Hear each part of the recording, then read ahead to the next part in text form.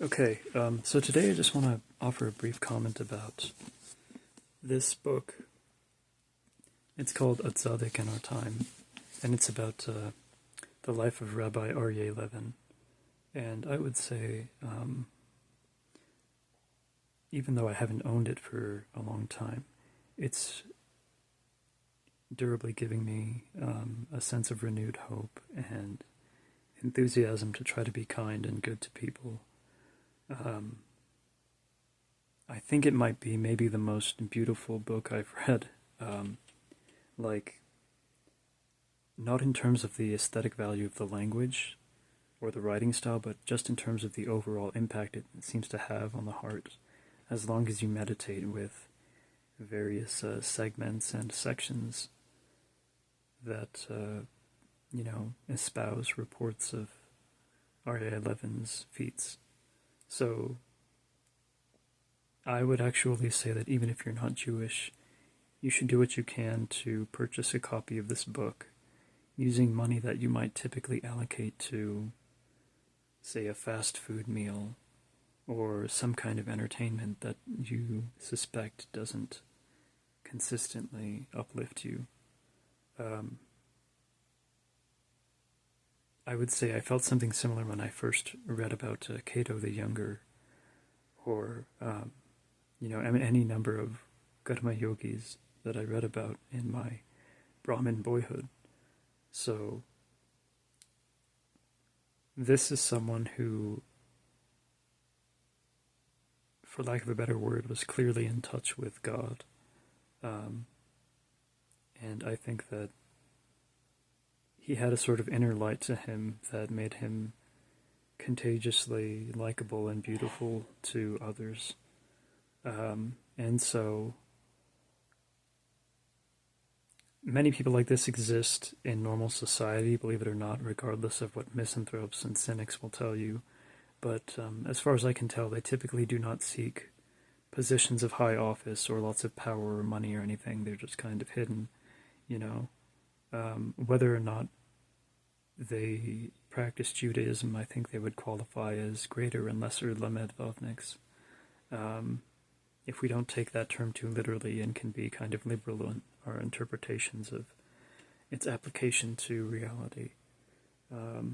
So yeah, A Tzaddik in Our Time by Simcha Raz. I would say this is a great book to have in your bedroom, maybe in your car. I think there are numerous contexts in which you can read it. And I don't consider myself a practicing member of any religion because I'm just kind of an eclectic oddball, which is probably going to put me into some kind of disrepute. But I'm getting increasingly interested in Judaism nowadays. Previously, I was fixated on Christianity. Prior to that, it was sort of Eastern religions, New Age stuff. So I am hoping that nobody is going to attempt to coerce me to, pick one side and stick with it, because I think I so far seem to be accessing more sublime truths by trying to stitch together sort of pieces of like a moral paragon puzzle that I think is not wholly included within a single tradition. So I don't think any faith monopolizes moral goodness.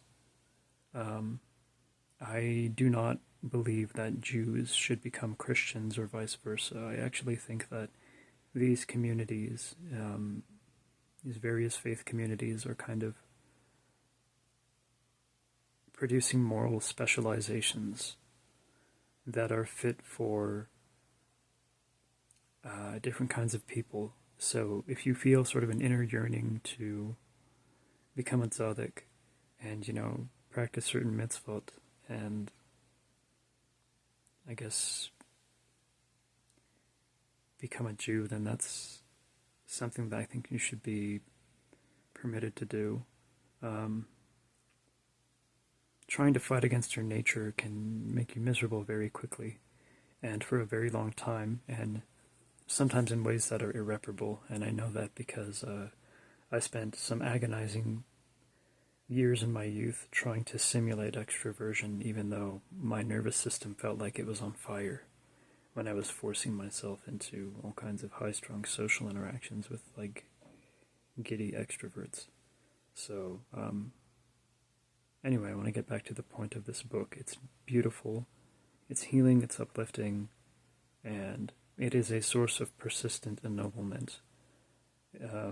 Even for someone like me who is kind of a chronically aloof or dissociating, nerd, who is like a wage slave, I guess. I hate the term wage slave. What an abuse of the term slave. But it's a beautiful book. You can probably get a cheap copy of it somewhere.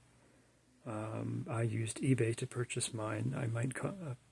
I might secure a few more copies of this book so I can lend them to people I know. So I would recommend that you own a copy of this book.